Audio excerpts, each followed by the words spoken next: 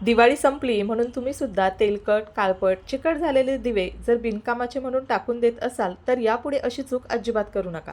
कारण हेच दिवे खूप पद्धतीने आपण वापरू शकतो आणि आपली कामं सोपी करू शकतो. तर व्हिडिओ काळजीपूर्वक बघा आणि जर तुम्हाला व्हिडिओ आवडला, तर नक्की व्हिडिओला लाईक करा, शेअर करा आणि सबस्क्राईबसुद्धा करा. म्हणजे हे दिवे टाकून देण्याऐवजी तुम्ही अशा प्रकारे वापरू शकता. घरातली कामंसुद्धा पटकन होतील, आपले भरपूर सगळे पैसे वाचवू शकता. तर चला व्हिडिओला सुरुवात करूया.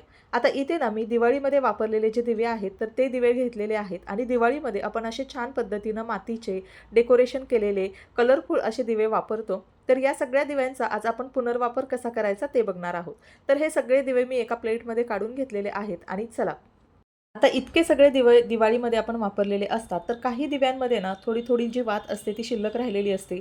तेल थोडंफार शिल्लक राहिलेलं असतं. तर यातली कोणतीही गोष्ट आपल्याला टाकून द्यायची नाही आहे. तर या सगळ्या गोष्टीचा आपल्याला पुनर्वापर करायचा आहे.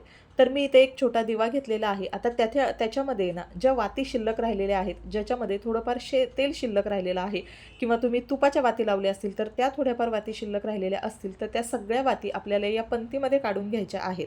आता या सगळ्या वाती ज्या असतात ना, ह्या तुपाने किंवा तेलाने भिजलेल्या असतात, त्यामुळे त्याचा आपण वापर करू शकतो आणि राहिलेलं तेल आहे ते सुद्धा आपल्याला वापरायचं आहे. आता ह्या सगळ्या 4 ते 5 वाती आहेत त्या मी एका पंक्तीमध्ये काढून घेतलेल्या आहेत आणि त्याच्यामध्ये मी टाकणार आहे कापूर. आता कापूर घरातली अशुद्धता किंवा निगेटिव्हिटी दूर करण्यासाठी खूप चांगला आहे. जर घरामध्ये तुमच्या निगेटिव्हिटी असेल ती दूर करायची असेल, तर तुम्ही कापरासोबत लवंग, तमालपत्र हे सुद्धा वापरू शकता. मी सध्या फक्त इथे कापूर घेतलेला आहे, कारण 3 सांजेची वेळ आहे आणि मला हे खिडकीमध्ये ठेवायचं आहे. आता अशा पद्धतीनं जी वात भिजवून घेतली होती मी तेलामध्ये, त्याच वातीमध्ये मी हा दिवा प्रज्वलित केलेला आहे आणि साधारणतः अर्धा तासापर्यंत हा दिवा टिकेल, कारण या एका वातीबरोबर 4 ते 5 भिजलेल्या वातीसुद्धा मी लावलेल्या आहेत आणि त्याच्यामध्ये टाकलेला आहे कापूर. तर अशा पद्धतीनं तेलामध्ये, तुपामध्ये भिजलेल्या या वाती अशाच टाकून न देता तुम्ही त्याचा पुनर्वापर करू शकता. संध्याकाळी मच्छर यायचा टाईम असतो, त्यामुळे मी हा दिवा खिडकीमध्ये ठेवणार आहे, जेणेकरून तो थोडा वेळ अर्धा तासापर्यंत जोपर्यंत त्याच्यात तेल, तूप आहे तोपर्यंत तेवत राहील आणि त्यानंतर जो कापूर आहे तो सुद्धा घरामध्ये सगळीकडे आपण रोज ज्या पद्धतीने कापूर जाळतो त्या पद्धतीने कापूरसुद्धा जळणार आहे. तर दिवा मी इथं खिडकीमध्ये ठेवलेला आहे. आता त्यानंतर ना हा कापूर जो आहे तो सुद्धा जळत आहे. याच्यामुळे घरातली निगेटिव्हिटी दूर होते. मच्छर वगैरे घरात चिलटं वगैरे येत असतील तर ते सुद्धा दूर होतात. आता यानंतर ना काही दिव्यांमध्ये आपलं तेल शिल्लक राहिलेलं असतं, तर ते सुद्धा आपल्याला टाकून न देता आपला जो रोजचा दिवा आहे, तुम्ही देवाला दिवा, समई जे काही लावत असाल, तर त्याच्यामध्ये हे तेल आपल्याला काढून घ्यायचं आहे. भरपूर असं तेल शिल्लक राहिलेलं असतं प्रत्येक पंक्तीमध्ये. ते जर तुम्ही थोडं राहिलेलं शिल्लक तेल काढलं, तर अशा पद्धतीनं 1 ते 2 वेळचं तुमचं निरांजन आहे ते व्यवस्थित लागू शकेल. तर तुम्ही बघू शकता ही छोटी समई आहे, याच्यामध्ये मी हे सगळं शिल्लक राहिलेलं तेल काढलेलं आहे आणि हे मी आता देवापाशी दिवा लावण्यासाठी वापरणार आहे. तर अशा पद्धतीने या तेलाचा आणि तुपामध्ये किंवा तेलामध्ये भिजलेल्या वातींचा पुनर्वापर आपण केलेला आहे. आता पुढची गोष्ट म्हणजे हेच दिवाळीमध्ये वापरलेले ज्या पणत्या आहेत मातीच्या, याचा पुढचा वापर म्हणजे हे आपण येणाऱ्या पुढच्या वर्षांसाठी किंवा वर्षभरात येणाऱ्या सणासुदांसाठी हे पणती आपण वापरू शकतो. आता मातीच्या पणत्या किंवा धातूचे दिवे चांगले असल्यास ना, त्याची योग्य पद्धतीने आपण स्वच्छता करून ठेवली ना, तर पुढच्या दिवाळीला किंवा मध्ये जे काही सण येतील ना, त्यासाठी आपण त्याचा वापर करू शकतो. आता हे स्वच्छ करण्यासाठी मी इथं काय घेतलेलं आहे, एक पातेलं घेतलेलं आहे, कारण मी 2च दिवे फक्त स्वच्छ करणार आहे, बाकीचे जास्त खराब झालेले नाही आहेत. तुमच्याकडे दिवे जर जास्त असतील तर अशा पद्धतीनं तुम्ही कुकर असेल, कढई असेल त्याचा वापर करू शकता. आता छानपैकी जास्त दिवे असतील तर तुम्ही कढईमध्ये सुद्धा वापर करा, कारण अगोदरचे जे दिवे आहेत ते मी स्वच्छ करून घेतलेले होते. आता इथं मला 2च दिवे स्वच्छ करायचे आहेत. यासाठी मी छोट्या पातेल्यामध्ये पाणी घेतलेलं आहे. त्याच्यामध्ये मी टाकणार आहे डिटर्जंट. आता हे अधिक चांगल्या पद्धतीनं स्वच्छ करण्यासाठी जर खूपच जास्त काळपट, तेलकट आणि चिकट झाले असतील, तर याबरोबर तुम्ही बेकिंग सोडा, डिटर्जंट आणि लिंबाचा रस हे सगळं वापरू शकता आणि हे वापरून ना गरम पाण्यामध्ये आपल्याला दिवे जे आहेत ते थोडा वेळ भिजत ठेवायचे आहेत. त्याच्यामुळे काय होतं, दिव्यांचा जो तेलकटपणा आहे, दिव्यांना आलेली काजळी जी आहे ती निघून जाण्यासाठी मदत होते. आता थोडा वेळ मी हे गरम पाण्यामध्ये ठेवणार आहे. गॅस बंद केलेला आहे मी, पण पाणी गरम आहे, याच्यामुळे दिव्यांचा चिकटपणा, तेलकटपणा जो आहे तो काही मिनिटांमध्ये निघून जातो. आता हे जे दिवे आहेत गरम पाण्यातले ते काढून मला थंड पाण्याने स्वच्छ धुवून घ्यायचे आहे.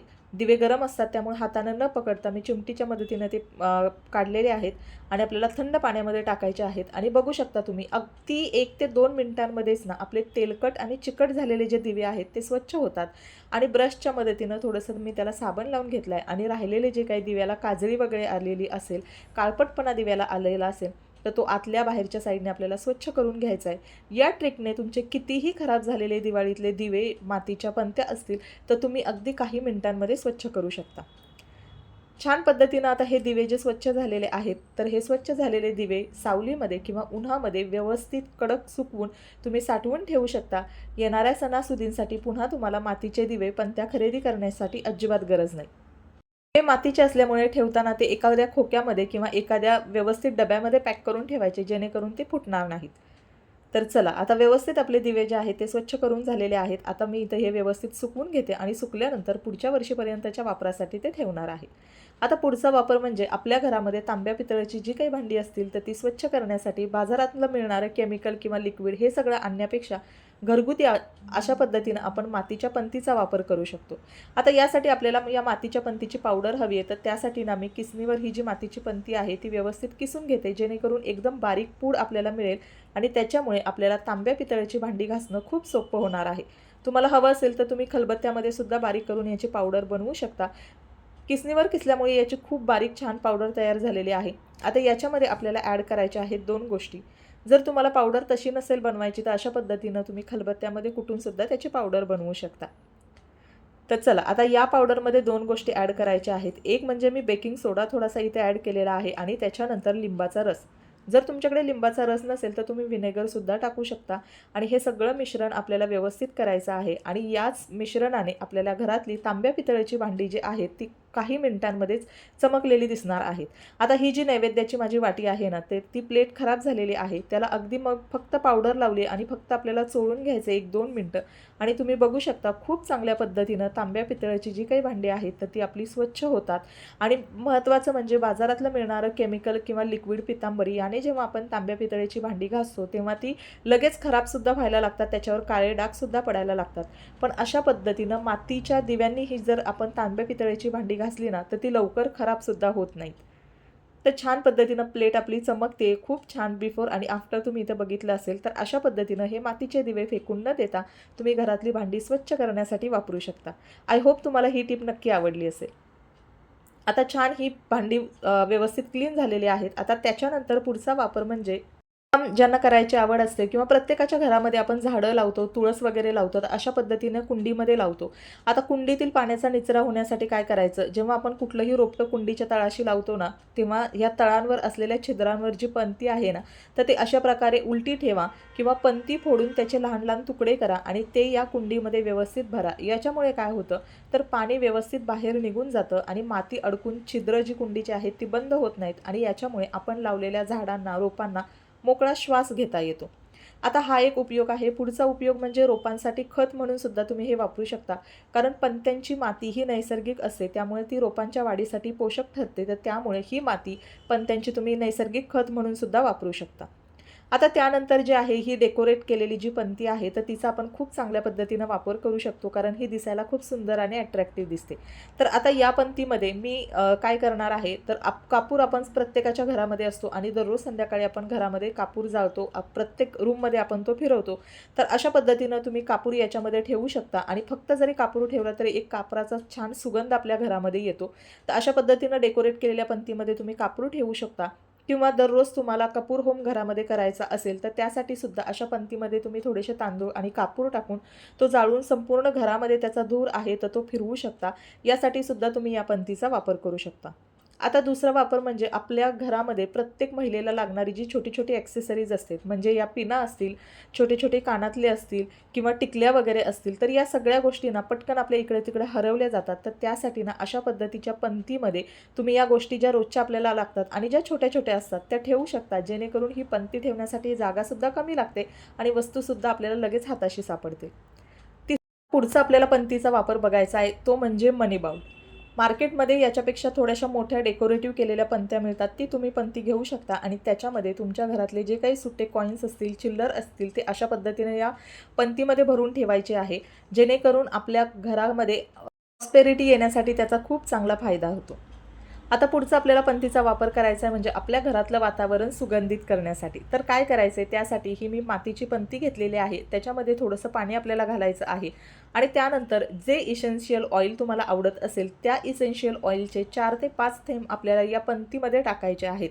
म्हणजे आपल्या संपूर्ण घरामध्ये एक छान सकारात्मकता राहील, एक छान सुगंधित वातावरण, अरोमा आपल्या घरामध्ये छान राहिल्यामुळे आपल्या घरातलं वातावरण सुंदर होणार आहे. आणि ही तयार केलेली जी पंती आहे, ज्याच्यामध्ये आपण 3 ते 4 थेंब इसेन्शियल ऑइल टाकलेलं आहे, ही घराच्या कुठल्याही कोपऱ्यामध्ये तुम्ही ठेवू शकता आणि संपूर्ण दिवसभर तुमचं घर सुगंधित राहणार आहे. आता पंतीचा पुढचा वापर आपल्याला करायचा आहे तो म्हणजे पशुपक्ष्यांसाठी. आपल्या घरातल्या अंगणामध्ये किंवा गॅलरीमध्ये अशा पद्धतीनं 2 दिवे तुम्ही ठेवू शकता, मातीच्या पंत्या, ज्याच्यामध्ये एकामध्ये आपल्याला पाणी ठेवायचं आहे आणि दुसऱ्यामध्ये जे काही धान्य असेल, ज्वारी असेल, बाजरी असेल, गहू असेल, तांदूळ असेल, हे तुम्हाला ठेवायचं आहे आणि हे तुम्हाला आपल्या घराच्या अंगणामध्ये किंवा गॅलरीत पशुपक्ष्यांसाठी ठेवायचं आहे. या सगळ्या वापरांबरोबरच ना, बाजारामध्ये मिळणारी मटका चहासुद्धा आपण घरगुती अशा पद्धतीनं पंतीचा वापर करू शकतो. यासाठी काय करायचं आहे, स्वच्छ केलेली जी पंती आहे आपल्याला गॅसवर गरम करून उकळत्या चहामध्ये टाकायची. मस्त घरच्या घरी आपला मटका चहा तयार होणार आहे. झाडांना पाणी घालण्यासाठी, आमटीचा किंवा डाळीचा स्वाद वापरण्यासाठी अशा अनेक प्रकारे तुम्ही दिवाळीमध्ये वापरलेल्या पंतीचे वापर करू शकता. तर चला, आजचा व्हिडिओ मी इथेच एंड करते. आय होप व्हिडिओ तुम्हाला युजफुल आणि इन्फॉर्मेटिव्ह ठरला असेल. व्हिडिओ शेवटपर्यंत पाहिल्याबद्दल मनापासून धन्यवाद.